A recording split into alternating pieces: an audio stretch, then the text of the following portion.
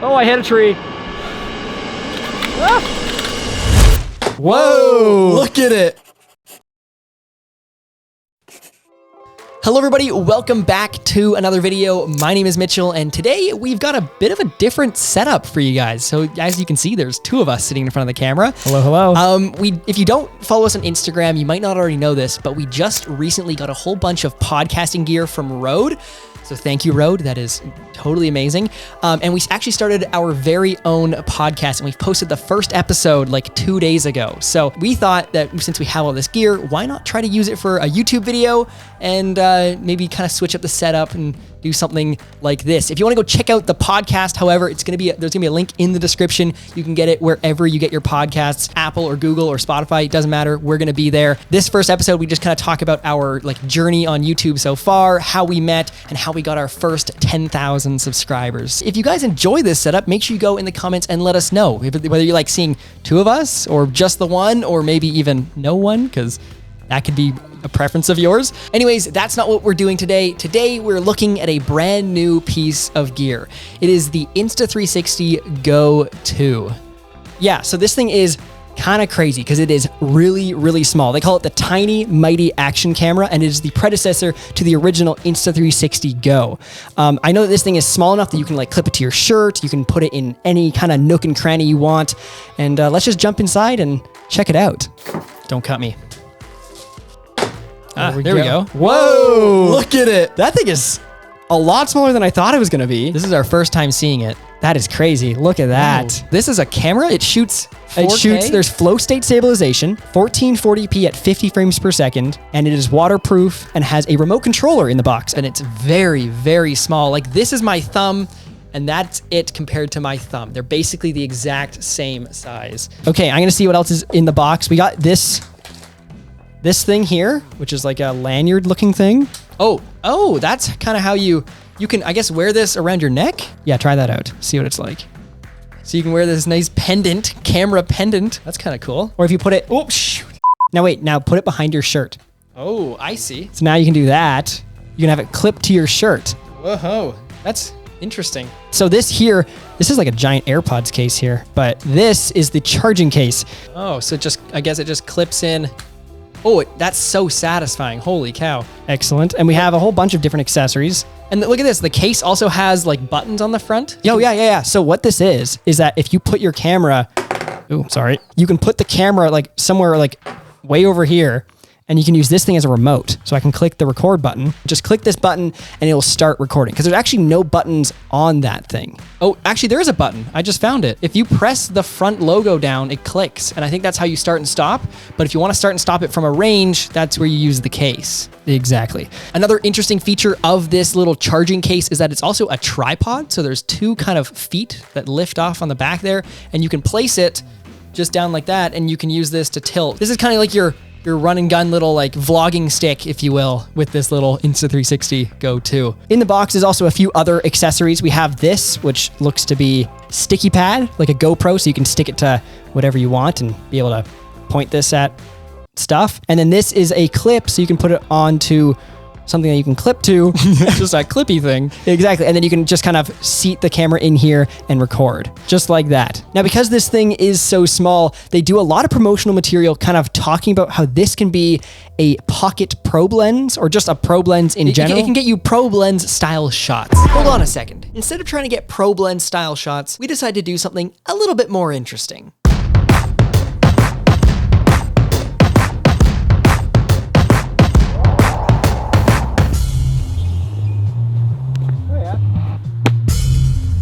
Yeah, it's solid.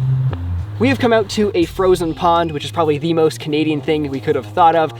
And naturally, because this thing is just so small, we thought, why not throw it onto a drone? Typically, when you're flying an FPV drone, people use a GoPro. This is the gold standard when it comes to the smallest camera that has the best image that can fit onto one of these drones. So what we want to do is take the Insta360 Go 2, put it against the GoPro, and see how they compare. So the reason we have come out to this frozen pond is because the subject for the drone this morning is skating. We're gonna have the drone kind of probably whip around and get some revolve shots as I try to do my best to skate down this pond. The main advantage to putting the Insta360 Go 2 onto one of these drones is the weight. When it comes to these drones, weight is everything. The lighter the camera, the longer the flight times. The GoPro is already quite a heavy camera, and this thing weighs practically nothing, so the question is whether this is a good GoPro substitute.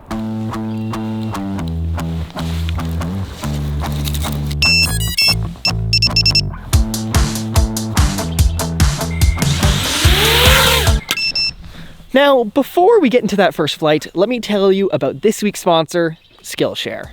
I'm sure you've had similar experiences to me where you're trying to learn something new, so you scour every corner of the internet just to find one piece of relevant information. As a Skillshare member, you can take hundreds of different classes over a whole range of different topics without having to pay for each one. So I can go take a class about editing and really dive into that one, but in the same day, I can learn how to play the guitar. It's amazing. Skillshare is also affordable, especially when compared to pricey in-person classes and workshops.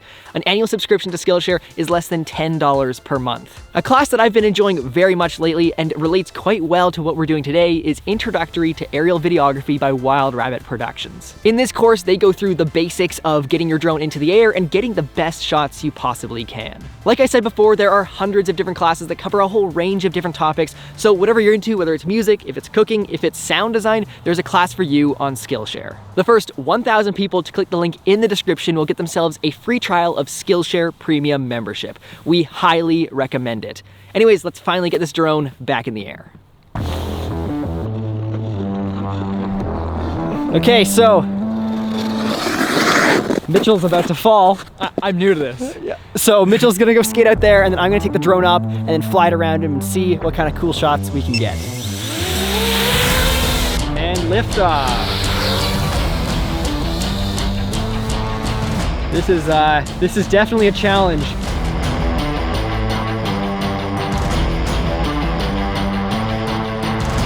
Go faster!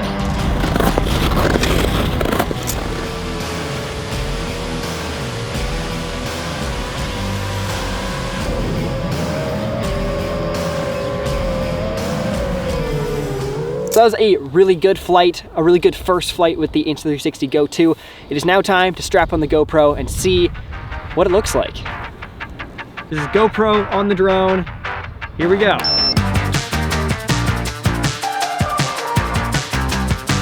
Mitchell's skating kind of slow. Skating is a lot of work. Oh my God, it's hard.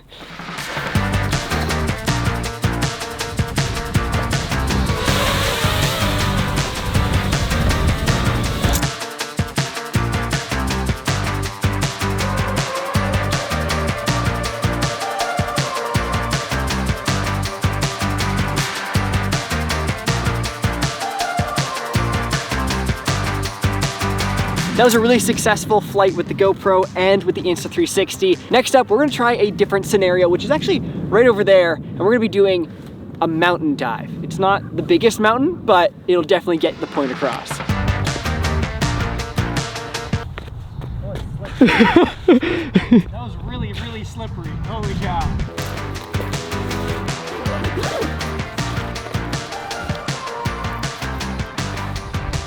So we are now at our mountain, I think we would call it. It's not the biggest mountain in the world. It's actually quite small, but it'll do the trick. Anyways, I have the Insta360 on the drone right now, and let's get this thing into the air.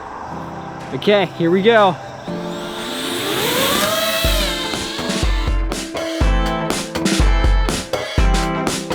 Okay, I'm gonna go for the dive now. Here we go. Hopefully nothing bad happens. Oh yeah, look at that. Oh, I hit a tree. Oh, it's fine though. Everything's fine. I do have to say that with this Insta360 on here, it does feel a lot lighter, because usually it feels quite heavy when the GoPro's on here, quite sluggish.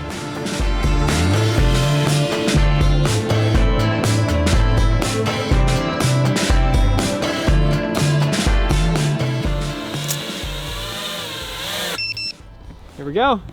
Successful flight. Now let's strap on the GoPro and see what it looks like. Okay, here we go, GoPro. As soon as I took this thing off, it definitely feels a whole lot heavier. Definitely not as agile as with the 360 on. Okay, going for the dive. Here we go.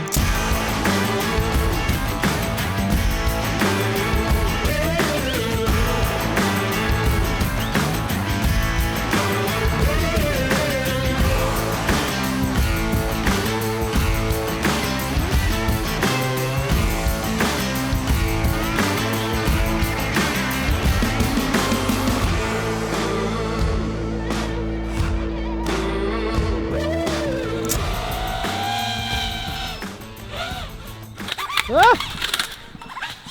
Way to go. That was totally not on purpose. Huh. Just trying to show off. It's every single time we fly. I always crash it, but I'm not doing anything crazy. Where did oh, here it is. Found it. Oh, the antennas fell off. But looks fine otherwise. Everything is fine. The only thing that happened is the antennas fell off, but that's easy to replace. Anyways, we got the shots we need. We got both dives with both cameras. We're now gonna go back to the office and look at the footage and see what it is like. Okay, so we have just gotten back from us flying the drone, and I would say I'm thoroughly impressed. Me too. I honestly was very skeptical about how good this thing would be compared to a GoPro, just because the GoPro is pretty much what everyone chooses when it comes to FPV, but this thing might be the new kid on the block. We kind of looked through all the footage, the GoPro footage and this footage, to kind of see if there's any differences between the two cameras, and I mean, we're gonna kind of break it down of what we thought was different. Exactly. One thing that I did think was very impressive from the Insta360 was the flow state stabilization, the in-body stabilization, because normally when you fly with a GoPro, you got to do post-processing stabilization. It's this quite in-depth process. It takes a lot longer than this was like, it had it all in camera, and coming straight out of the camera, it was buttery smooth when it was on the FPV drone. So that is very, very impressive. Also, the GoPro does have 4K, which this thing doesn't. Yeah, this is max 1440p. Yeah. So there is that for the GoPro kind of wins in that department. Yeah, so now, I mean, it all comes down to what you need these cameras for. Because if you're the kind of person that wants super fast agility for your FPV drone or whatever, and longer flight times as well, and longer flight times for whatever you use this for, then I would say this probably might be the camera for you if you're not one of those people that is hyper focused on video quality. But if you are someone who like cherishes video quality as like your #1 priority, then a GoPro probably still is better, just because you have a bit more flexibility in terms of the settings, as well as just the image quality coming out, and the video coming out of the GoPro is a little bit better. Something to note about this camera is that when we were filming with it, it would get really hot. Like, honestly, to the point where you couldn't hold it anymore. And we also found that the battery life wasn't that long. You could honestly watch the percentage drop. So if you're going for longer flight days and you're trying to squeeze out a bit more flying in one battery, this thing will probably last you about 20 minutes on a charge. And then you got to recharge it. And it's not, you can't take the battery out and throw a new one in right away. You have to throw it in the case and let it charge for a sec. So exactly. Well, and also, since this camera, ours at least, got really, really hot, we're not sure if that was like a firmware issue or if that was our camera, because this is a pre-released model, but it got super hot, which I'm sure definitely didn't help the battery. The GoPro does have the advantage of the replaceable batteries, as well as tends to have longer battery life as well for those longer shooting days. Yeah. I mean, I think that's pretty much everything I have to say about these cameras. This is an impressively tiny camera. Very impressive. I am like honestly shocked about how good it is. So that's pretty much everything. If you are interested in getting your hands on one of these cameras, there's gonna be a link in the description down below. Also, go follow us on Instagram at TMSProductions_ up there. Also, we have released Luts and Presets, so you can go, there's a link down below so you can go get yourself some of those. We have a LUT pack with 5 LUTs in it, as well as the one LUT that we use for pretty much all of our TMS videos, and we have some like motion graphics like that Instagram thing that you just saw over there. Also, go check out the podcast, link below as well. And I think we'll see you guys next week. See you guys later. Cool.